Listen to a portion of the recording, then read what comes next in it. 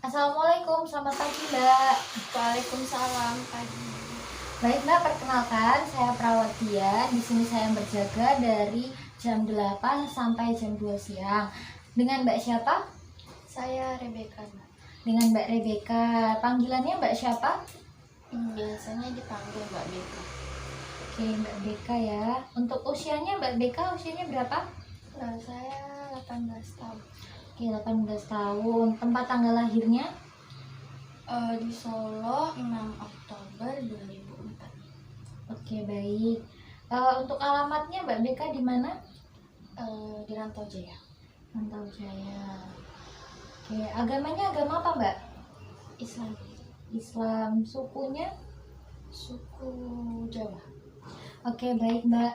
Di sini tujuan saya ke sini hari ini akan melakukan pengkajian yang namanya tuh pengkajian paliatif untuk mengkaji terkait penyakit Mbak Beka. Oke, pertanyaan yang pertama ini saya akan mengajukan pertanyaan tentang nyeri ya Mbak. Jadi nyeri ini ada skalanya dari 0 sampai 10. Dari Mbak Beka sendiri nih, kalau misalnya 0 itu dia nggak nyeri, kalau 10 itu udah yang benar-benar sangat nyeri. Nah, itu Mbak Beka nyerinya itu skala berapa Mbak dari 0 sampai 10? 4. 4. Oke, skala 4. Untuk kelelahannya ini dari 0 sampai 10 skalanya berapa? 4 juga. 4 juga. Lalu untuk mualnya? Untuk mualnya 4. 4. Lalu apakah Mbak Beka nih merasakan depresi gitu? Dari 0 sampai 10? Iya, saya masih depresi. Untuk skalanya 5. Skala 5, oke. Berikutnya untuk kecemasan, Mbak Beka ini cemasnya berapa dari 0 sampai 10? Untuk cemasnya juga 5. Cemasnya juga 5. Lalu berikutnya mengantuk. Perasaan mengantuk dari skala 0 sampai 10 berapa Mbak? Karena saya cemas sama stresnya, Mbak. Jadi kalau ngantuk tuh sekitar 3. 3, oke. Nah, terus untuk nafsu makan atau selera makan. Jadi untuk nafsu makan ini misalnya skala 0 itu berarti Mbak Beka itu memiliki selera makan yang baik, tapi kalau skalanya udah masuk 10 berarti Mbak Beka sudah nggak nafsu makan. Nah, itu untuk skalanya dari 0 sampai 10 itu berapa Mbak? 5. 5, oke. Lalu berikutnya ada perasaan bugar atau sehat. Nah, itu juga sama Mbak. Kalau misalnya skala 0 itu berarti artinya Mbak Beka itu mengalami merasakan sangat bugar, kecuali begitu pula sebaliknya. Kalau misalnya 10 berarti Mbak Beka merasa sangat tidak bugar. Nah, kalau Mbak Beka sendiri nih dari 0 sampai 10 itu berapa Mbak? 5. 5 ya. Lalu berikutnya nih sesak nafas. Nah, kalau sesak nafas ini semisalnya 0 berarti Mbak Beka tidak merasakan sesak nafas. Kalau semisalnya 10 berarti Mbak Beka merasakan sesak nafas. Nah, Mbak Beka dari 0 sampai 10 itu berapa skalanya? 4. 4. Oke. Nah, selanjutnya ada permasalahan lain. Permasalahan lain yang biasanya Mbak Beka alami selama sakit itu apa, Mbak? Saya tuh sering pusing, kepalanya nyut-nyutan gitu. Sering pusing. Oke, kalau skalanya dari 0 sampai 10, pusingnya skalanya berapa ini? 4. 4. Oke, 4. Oke, terus kita lanjut ya, Mbak. Berikutnya, kalau untuk nyeri sendiri kan tadi Mbak Beka bilang nyerinya itu sekitar skalanya berapa Mbak tadi? 4 ya? 4. Skalanya 4. Itu biasanya nyerinya di bagian mana, Mbak? Di dada sebelah kanan. Dada sebelah kanan, oke.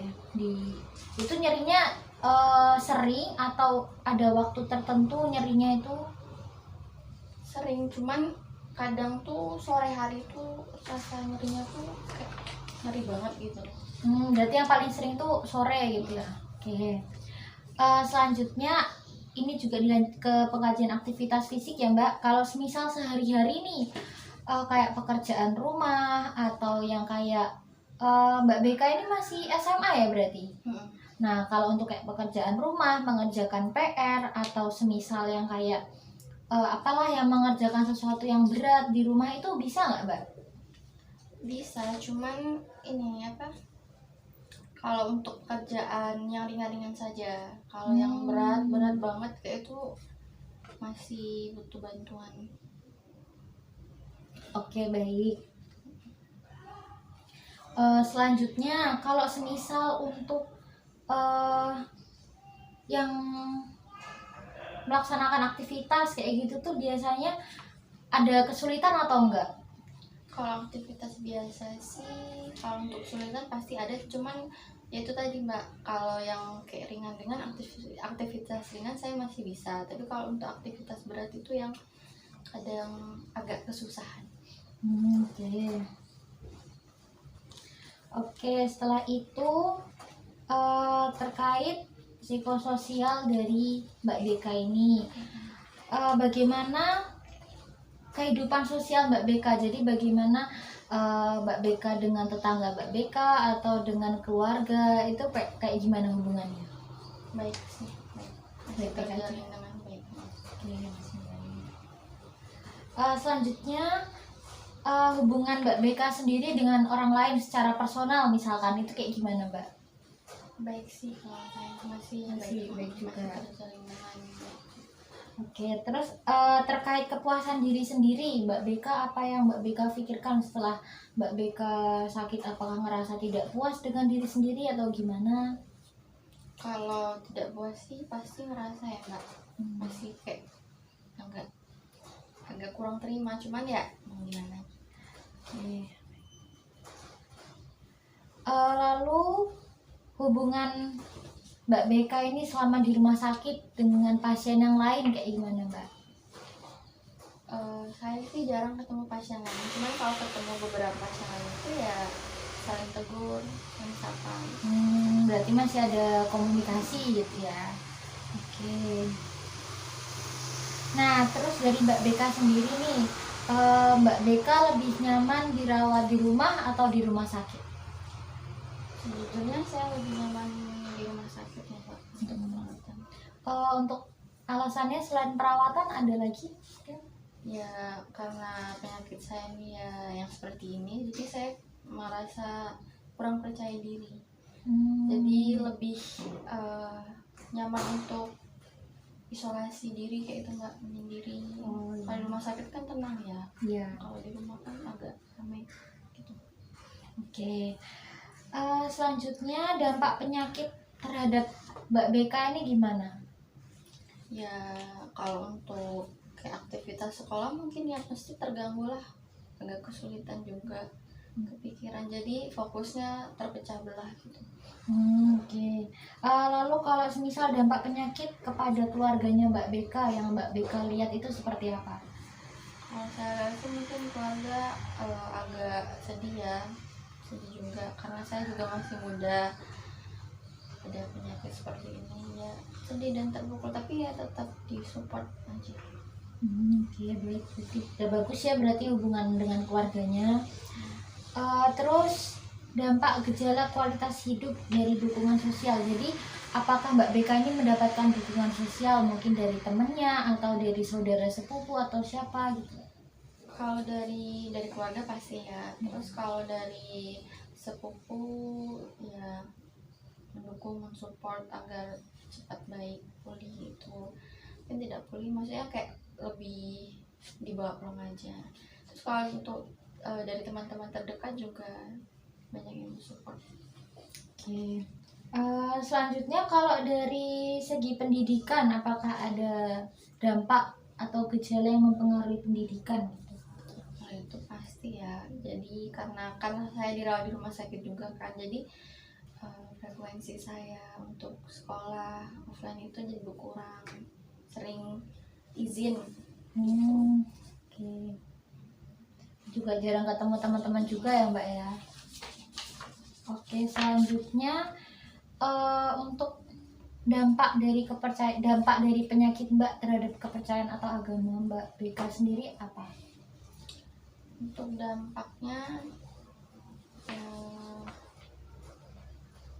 jadi mungkin Mbak Beka ngerasa kesulitan beribadah atau gimana gitu? Oh, kalau ini saya malah justru lebih banyak beribadah kalau nggak lagi halangannya, jadi lebih sering. Oke, berarti masih tetap melakukan sesuai keyakinan agama Mbak Friska sebagai seorang Islam. Ya, benar. Selanjutnya, kan tadi Mbak Mbak Mbak Beka bilang kalau Mbak Beka itu ada rasa sakit di dada sebelah kanan. Apakah itu menghambat seperti ibadah seperti sholat Mbak Friska, atau mungkin Mbak Friska yang tadinya biasanya apa ya, bisa menghabiskan waktu untuk beribadah, sekarang jadi nggak bisa. Nah itu bagaimana cara Mbak Friska mengatasi hal itu? Ya mungkin saya kalau ibadah bisa, kalau lagi nyeri-nyerinya banget sambil duduk. Sambil duduk. Ya, berarti Mbak Beka tetap sholat walaupun sambil duduk gitu ya? Oke. Kalau support system dari keluarga terkait ibadah, apakah dari keluarga ada support system? Pasti itu keluarga juga sering mengingatkan kalau untuk terus tetap beribadah gitu. Oke.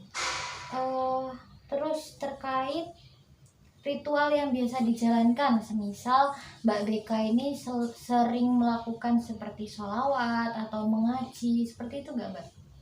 Iya, tapi saya lebih sering dengerin orang tua saya gitu, apa ngaji di dekat saya. Oke. Lalu sekarang pertanyaannya berikutnya, keyakinan Mbak Beka terhadap penyakit yang diderita. Apakah Mbak Beka menganggap suatu penyakit ini tuh penyakit yang apa ya, yang menyulitkan atau gimana? Menurut pandangan Mbak Beka seperti apa? Kalau awal-awal dulu ya pasti shock ya, pasti kepikiran, terus sering menganggap kalau ini adalah hukuman, tapi makin kesini ya udah, mungkin ini udah takdirnya. Oke, baik. Lalu untuk berikutnya nih terkait harapan hidup. Kalau dari Mbak Beka sendiri, menurut pendapat Mbak Beka, apakah Mbak Beka ini memiliki harapan hidup yang seperti apa untuk kedepannya?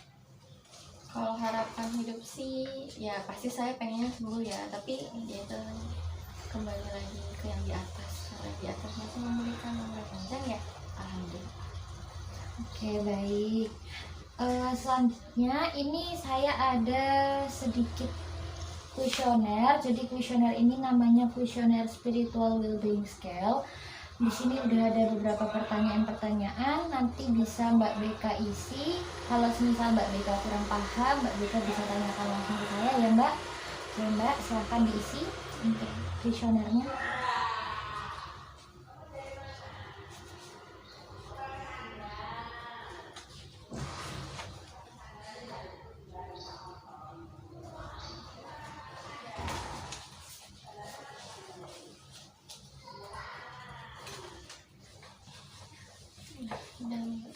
Oke, baik, sudah selesai ya Mbak Beka.